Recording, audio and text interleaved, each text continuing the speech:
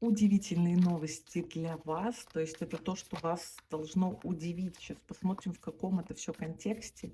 Не забывайте лайк для поддержки, для энергообмена. И мы посмотрим, что же это тут такое. Мужчина хочет говорить, хочет вам что-то передать, хочет вам что-то сказать. Чем тут он может удивить? Ага. Кто у нас тут? Ищет вас, хочет вам действительно что-то сказать, и это важное и ценное. Смотрите, прям старшие все арканы про то, как будто бы не бойся, да, не бойся. С ним что-то происходит, но вы не совсем так, что ли, понимаете, что происходит. А, Потому что не верите.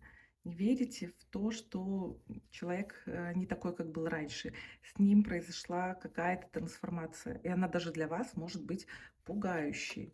И что это еще у нас тут означает? Так, так, мгм. Ну, естественно, на связь выйдет человек, который очень поменялся, изменился, да, о котором вы уже там, может, переживали, который как много страха нагнал на вас, много сомнений, какой-то был вот не такой, понимаете? Но это раньше. А сейчас будет как будто бы вот хочет исправить. Ты исправить хочешь или что ты тут хочешь? Да, хочет исправить, хочет показать, что я теперь молодец, удалец и все понял. Тут и готов как-то объясниться, готов действовать.